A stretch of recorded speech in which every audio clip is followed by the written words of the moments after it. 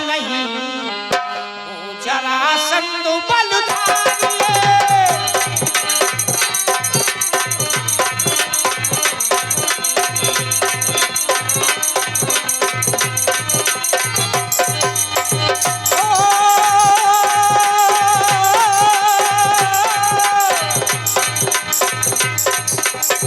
कहने लगे उसका नाम जरासंध है, उसको कैसे हराएंगे आप?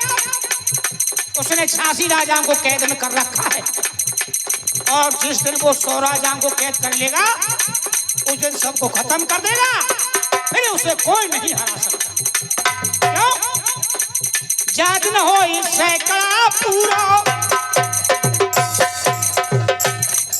है, जात न हो सैकड़ा पूरा और बादिन सबको मारेगो। ये हरि कहे नानौ कोरण में तब नहीं मत हारेगो।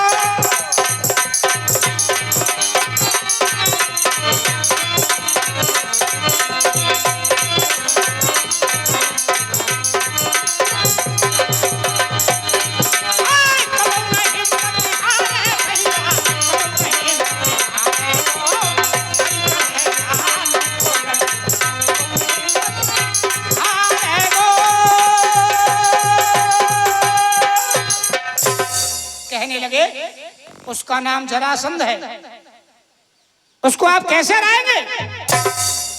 एक बात बताएं प्रभु, ये जरासंध इतना शक्तिशाली कैसे हो गया, इतना बलवान कैसे हो गया, ये तो बताएं। क्या सुनिए, क्या बताया, कैसे सुनेंगे ध्यान से।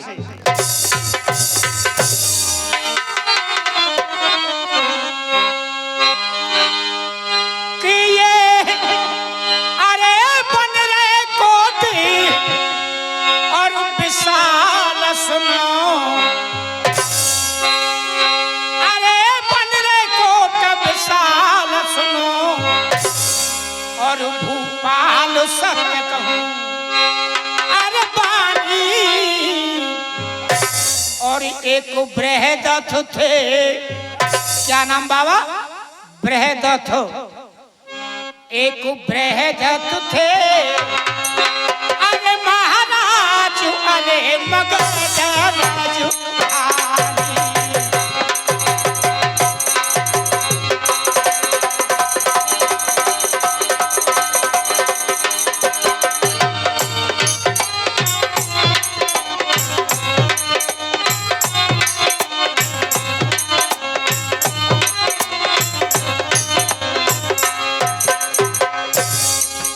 बृहदत्थ नाम के राजा थे मगध के। वो कैसे थे? अरे धीर वीर बलवान सुनो, क्या बात है बेटा? अरे धीर वीर बलवान सुनो, धरे ध्यान अरे सो ज्ञानी। तो है सुंदरता की, हाँ तो है सुंदरता की खानी, अरे महल में या किरानी। सजनो बताया, लेकिन साथ साथ सुनेंगे। जब तू गर्भ के अंदर था, तूने वादा किया था प्रभु मुझको बाहर निकाल, लेकिन कभी क्या लिख रहा है? वादा करके तू देखे आयो। कौन सा वादा करके आया था?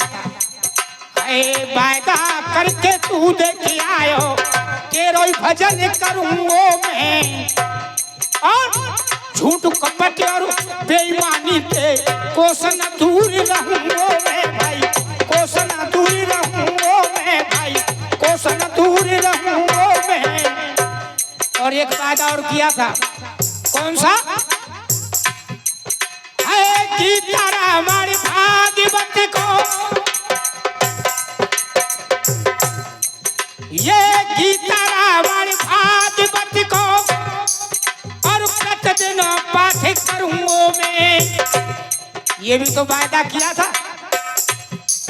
ये गीता रामायण भागवत को और प्रतिदिन पाठ करूंगा मैं, और छत्र सत्यापन की बात हो तो शेर की भांति लड़ूंगो मैं, सत्यापन की बात हो तो शेर की भांति लड़ूंगो मैं।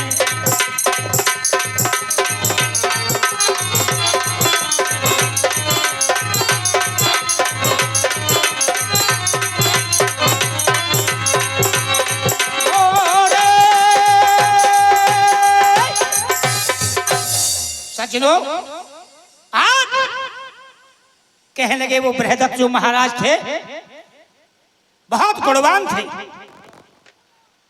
लेकिन उनके कोई संतान नहीं थी। सज्जनों, जब संतान नहीं थी तो बताया है कि एक दिन रब के द्वारे हैं और चंद्र कौशिक महाराज अचानक आए पधारे। महलों में दोनों रानी और महाराज बैठे हुए हैं। चंद्र कौशिक मुनि प्रवेश कर गए। दोनों ने देखा। महाराज कहने लगे, गुरुदेव आप सही समय पर पधारे हो, बताइए। जब ये बात सुनी तो आज चंद्र मुनि ने मुनि ने आशीर्वाद दिया, मैं आपके लिए एक फल दे रहा हूं, इस फल के 2 भाग करके अपनी दोनों रानियों को खिला देना, तुम्हारे दोनों के संतान पैदा हो जाए। सज्जनों, आज महाराज ने ऐसा ही किया। उस फल के 2 भाग किए और दोनों रानियों को खिला दिया। आज उस संत की कृपा से दोनों रानी के गर्भ ठहर जाता है। जब ये समाचार महाराज ने सुना कि भूप सोचे मन अपने में, अरे बाबा गुण नहीं भूलू केरो और तने वंश चलाए दियो। मेरे सरदारों, आज 9 महीने पूरे होने के लिए जा रहे हैं, लेकिन कभी क्या लिख रहा है बेटा, कैसे बताए।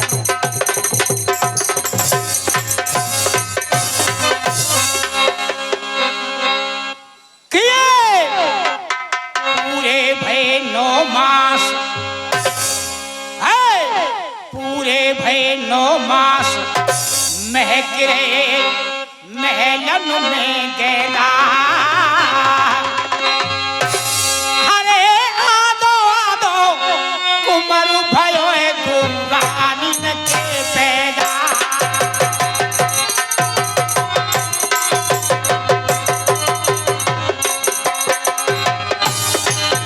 अरे आदो आदो आदो आदो कुमर भयो दुर्गानी के पैदा।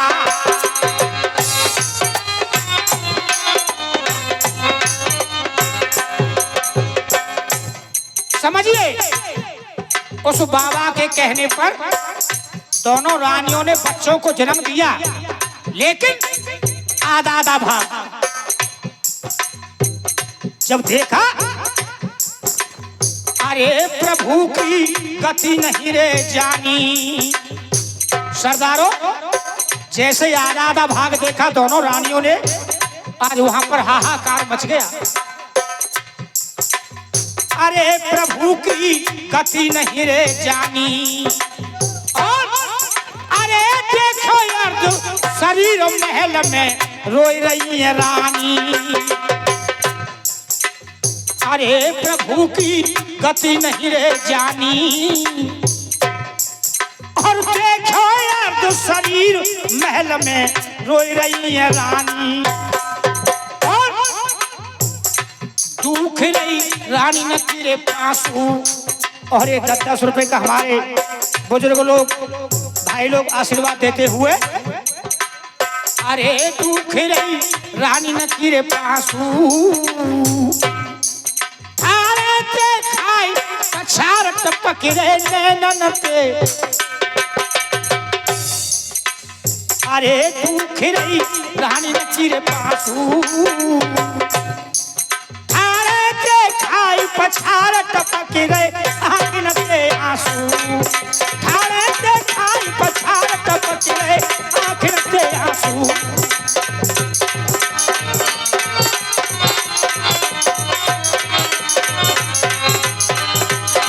ठाड़े देखाई पछाड़ टपक रे आँखन से आंसू।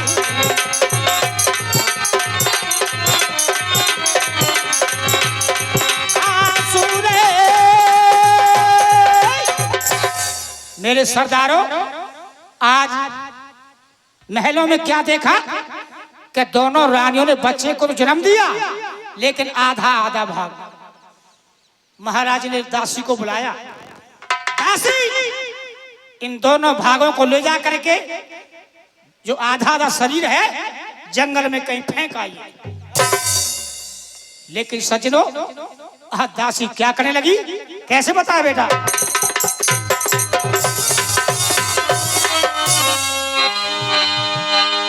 कि ये अरे लेके दूं और फार के दिली, अरे लेके दूं और फार के दिली, और ताज महल के अरे पीछे, और वहां रहे राक्षसी, अरे वहां रहे राक्षसी, अरे ले एक भैया पेड़ के सो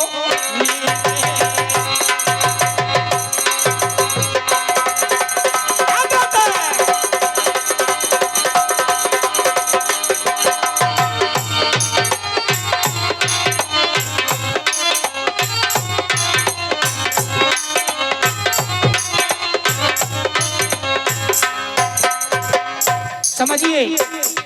जहां पर दासी ने उन दोनों लोथड़ों को, दोनों बच्चों को फेंका था, वहां पर एक बरगद का पेड़ था।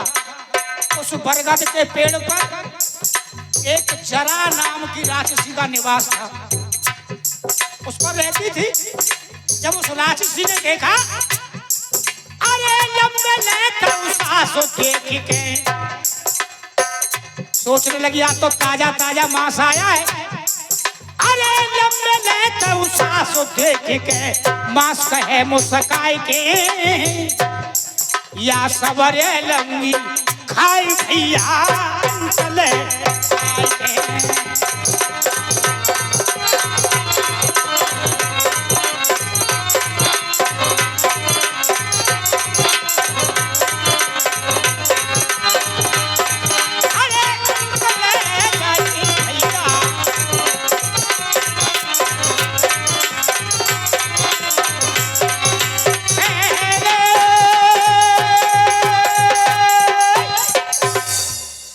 सरदारों ध्यान लगाइए।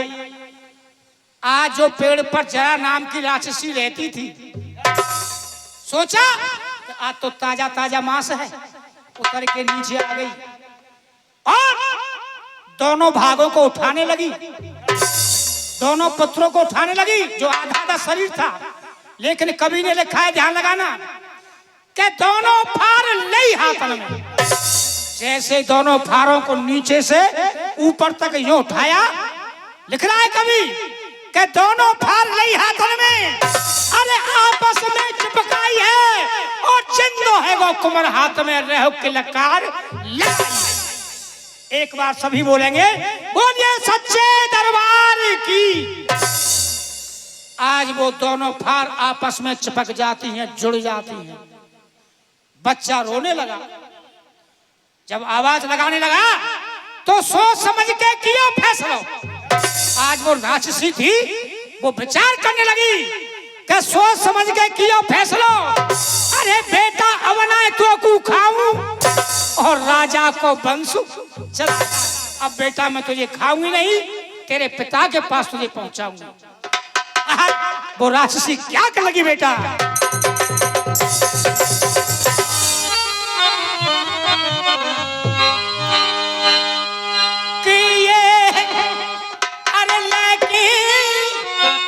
और कुमारी वहां से धाई, हर लड़की और पुत्री वहां से धाई, और भैया पास बचे और भैया पास बचे आई।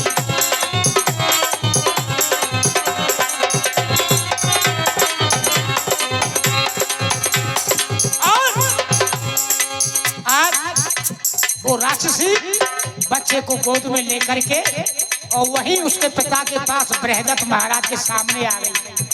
क्या कह रही है?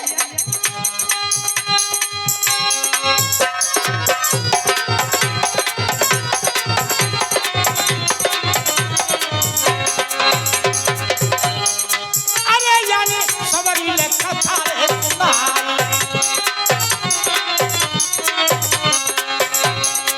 अरे यानी सवरी ले कथा रे तुम्हारी, और बेटा और लाला तू होएगा।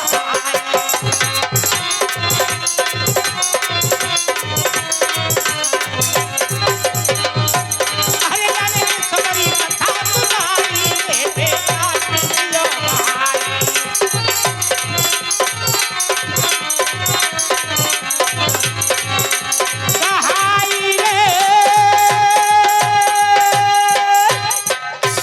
समझिए, आज जो राक्षसी थी उसने पुत्र को नहीं खाया और राजा के पास लेकर पहुंच गई। जब राजा ने देखा कि ये राक्षसी होते हुए भी उसने पुत्र को नहीं खाया। सज्जनों, क्या लिख रहा है कवि?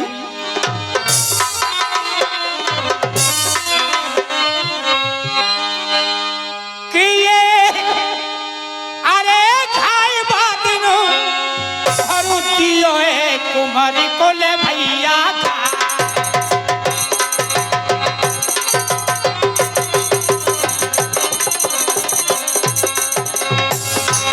अरे खाए बादिनो कुमारी को ले लाल खाए।